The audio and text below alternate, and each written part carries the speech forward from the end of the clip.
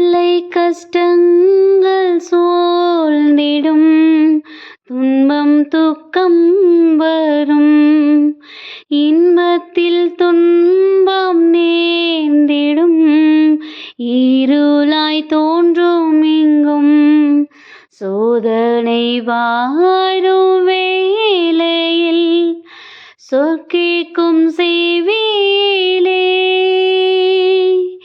பரத்திலிருந்து ஜெயம் வரும், பரனை காக்க வல்லோர், காக்கும் வல்ல மீட்பர் உண்டெனக்கு, காத்திடுவார் என்றுமே.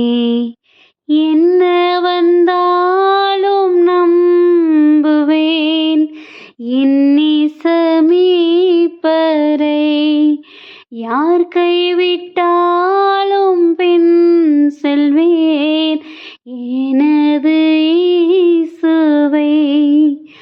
அகல ஆழ உயரமாய் எவ்வளவு அன்பு கூர்ந்தார், என்ன துன்பங்கள் வந்தாலும் என்னை கைவிட மாட்டார், காக்கும் வல்ல மீட்பர் உண்டெனக்கு, காத்திடுவார் என்றுமே. ஹாய் குட்டீஸ், எல்லாரும் எப்படி இருக்கிறீங்க?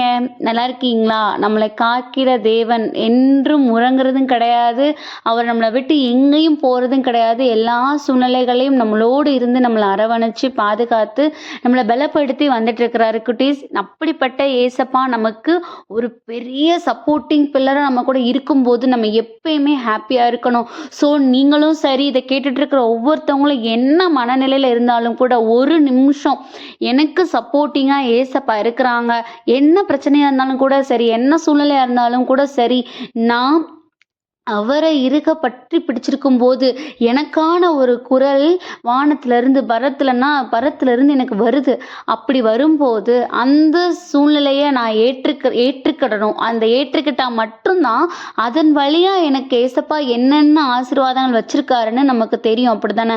அந்த மாதிரியாக நம்மளுடைய மனநிலையை நம்ம செட் பண்ணிக்கணும். இதை கேட்டுட்டு இருக்க ஒவ்வொருத்தவங்களும் இந்த நிமிஷத்தில் இந்த சூழ்நிலையை ஏசப்பா, அந்த சூழ்நிலையை நான் ஏற்றுக்கிறேன், ஏன்னா இந்த சூழ்நிலை நான் ஏற்றுக்கிட்டா மட்டும்தான் இதன் வழியாக நீங்கள் எனக்கு வச்சிருக்கிற ஆசீர்வாதங்கள் எனக்கு கிடைக்கும்.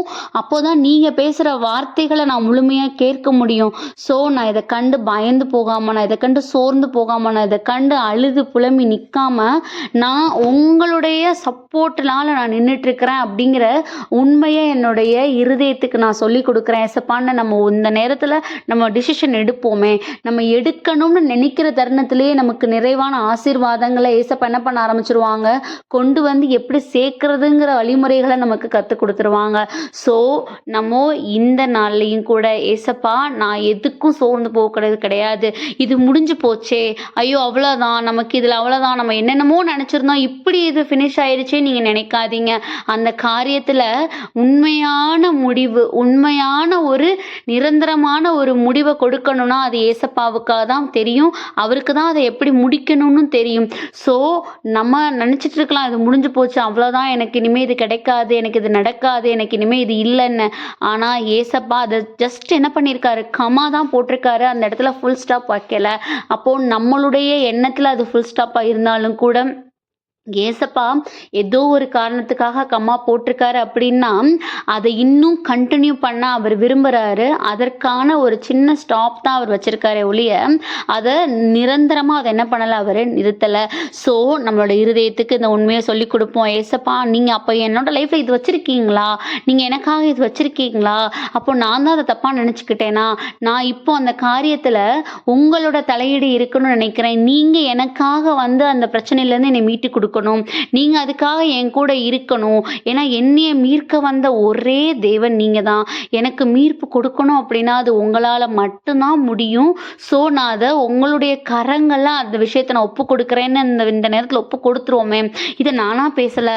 சங்கீதம் திருப்பாடல் 42:11 ஏன் நான் துக்கமாய் இருக்க வேண்டும், ஏன் நான் கலக்கம் கொள்ள வேண்டும், நான் தேவனுடைய உதவிக்காக காத்திருப்பேன், அவரை துதிக்கும் வாய்ப்பு இன்னும் எனக்கு கிடைக்கும், அவர் என்னை மீட்பார் அப்படிங்கிற வசனம் கொடுக்கப்பட்டிருக்குது. ஒரு வரியும் நமக்கானது தான். நம்ம ஏன் கவலைப்படணும், நம்ம ஏன் சோர்ந்து போய் இருக்கணும். ஏன்னா நம்ம வெயிட் பண்ணிட்டு இருக்கிறது இந்த உலகப்புறமான மனிதர்களுடைய உதவிக்கானது கிடையாது. நம்ம தேடிட்டு இருக்கிறது நம்மளுடைய ஏசப்பாவுடைய உதவி. அது தாமதிச்சாலும் அது ஒரு நாளும் கூட அந்த ஏற்ற நேரத்தை கடந்து போயிட போகிறது கிடையாதுல்ல. அதனால நான் காத்துட்டு இருக்கிறது அவருடைய ஹெல்ப்புக்காக. ஏன்னா இந்த உலகப்புறமாக எவ்வளோ ஹெல்ப் வந்தாலும் கூட அவருடைய ஹெல்ப் மட்டும்தான் நிரந்தரமான உதவியா இருக்கும். ஸோ நான் உங்களுடைய உதவிக்காக நான் காத்திருக்கிறேன் ஏசப்பா. அதனால உங்களை துதிக்கிறதுக்காக இன்னும் அதிகமான சூழ்நிலைகளை நீங்க எனக்காக வச்சிருக்கிறீங்க. எனக்காக அந்த ஆசீர்வாதங்கள் நீங்க வச்சிருக்கிறீங்க. என்னை மீட்க வந்த தேவன் நீங்க மட்டும்தான். ஃபுல்லா அந்த வசனம் ஃபுல்லா நமக்காக தான் குட்டீஸ். ஸோ நம்ம இருக பிடிச்சிக்கிடுவோம். இனி சோறு வர்றப்ப சொல்லுங்க, நான் ஏன் சோதனைக்குள்ள போகணும், நான் ஏன் சோர்ந்து போகணும், நான் ஏன் கண்ணீர் வடிக்கணும். ஏன்னா நான் நம்பிட்டு இருக்கிறது ஏசப்பா இல்ல. அப்படி நான் அவரை பிடிச்சிட்டு இருக்கும்போது எனக்கு எதுக்கு சோர்வு வருதுன்னு நம்ம தைரியமாக நம்ம அந்த இடத்த ஃபேஸ் பண்ணி அவரை கரம் பிடிச்சி நம்ம என்ன பண்ணுவோம், அந்த சூழ்நிலையை கடந்து வருவோம். கண்டிப்பாக அவருடைய ஒரு வார்த்தைகளும் நம்மளுடைய செவியில் வந்து விழுகும். ஸோ இந்த நாளில் அதுக்காக ஏசப்பாட்டை நம்ம ஒப்பு கொடுத்து ப்ரேயர் பண்ணுவோமா. அன்பான ஆண்டவர், இந்த நேரத்திற்காக நன்றியப்பா தகப்பன. இந்த நேரத்துலையும் கூட எங்களுக்கு என்ன சூழ்நிலை வந்தாலும், எங்களை யார் கைவிட்டாலும் நாங்கள் உங்களை விட்டு போக மாட்டோம். உங்களோட கரத்தை இறுக பிடிச்சிக்குவோம். எங்களோட எல்லா சூழ்நிலைகளுக்கும் நீங்கள் தான் அதிபதி, நீங்கள் தான் சொல்யூஷன் கொடுக்க முடியும். நீங்கள் அந்த சூழ்நிலை எங்களால் கடந்து வைக்க முடியும். ஸோ உமது கரங்களில் அந்த சூழ்நிலையில் ஒப்பு கொடுக்குறோம். உங்களுடைய சித்தத்தின்படியே எங்களை நடத்துங்க. ஆமீன்.